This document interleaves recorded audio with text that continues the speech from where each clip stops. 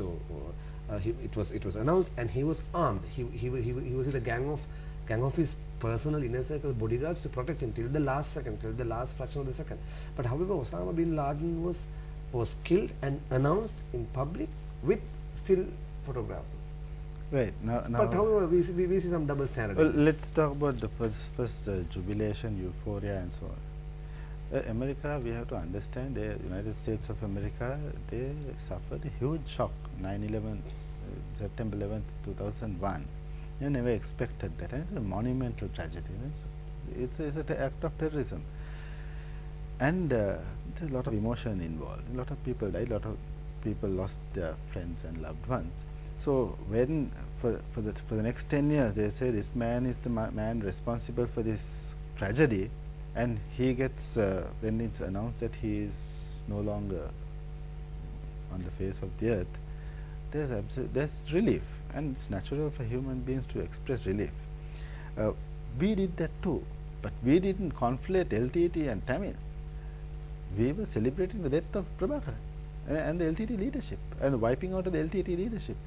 Some of the images and the footage that I have seen coming from the United States on the announcement, Obama's announcement about Osama bin Laden being assassinated, it's disturbing, because amidst the euphoria, the natural joy and relief, there was a clear anti-Muslim, anti-Islam sentiment.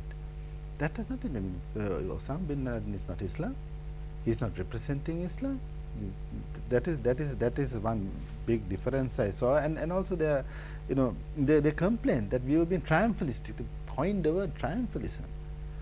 Of course we are triumphant. We won a war against an enemy that had harassed us, couldn't had restricted our freedom of movement, made us fearful about what's going to happen to us for 30 years.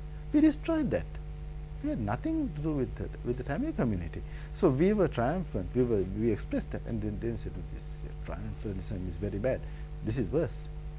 We had our Kiribat, and that's it. We move on. We don't have any problems with the Tamil people. Tamil people don't have any problems with singling one to one. There may be political issues, aspirations, grievances which have not been resolved, but the enmity is not there. There was never an enmity. So that is one of these double standards that we're talking about. Osama bin Laden, according to, they say that he was killed on that day, that there were some photographs that were shared which are doctored, so there's a question mark there. He was, the story built up was that this man was surrounded by elite Al-Qaeda fighters, and now they're boasting that no one else died. So this, the people who carried out that attack, they come into Islamabad, Pakistan, a different country, without that country knowing, take this man out and kill him, take him to Afghanistan, a different country, then have him buried in sea. No one knows what has happened, right? We still haven't seen footage of, we need to know, right? Osama bin Laden, I think, is dead, because if not, tomorrow he come out with a small video clip, and Barack Obama is going to lose the next election. There is no doubt about it. He doesn't want egg on his face. So I'm sure he's dead.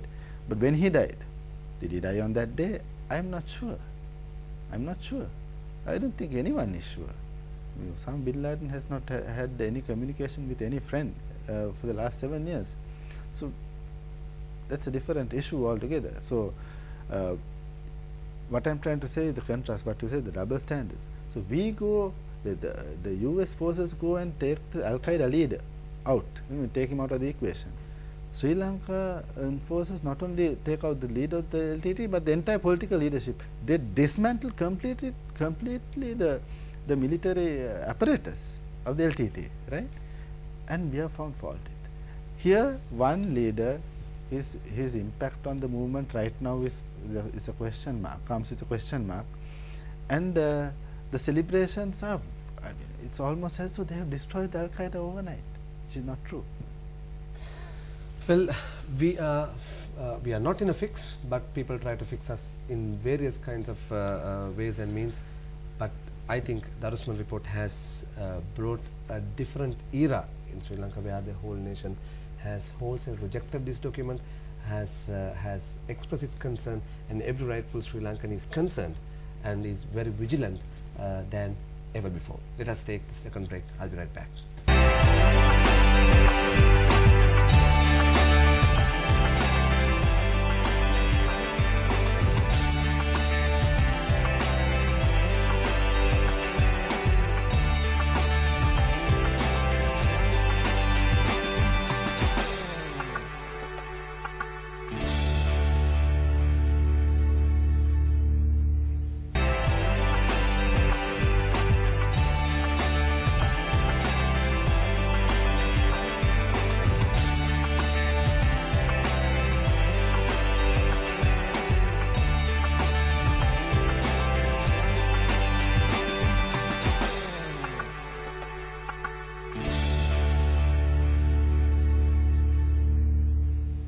Welcome back. You're watching Outlook. I'm talking to a political analyst, Malinda Seneviratne, who is very, very vociferous in his thoughts or in his opinion with regard to the Darusman report. Well, we're talking about certain amount of double standard that we see in the world. That has been the norm of the day.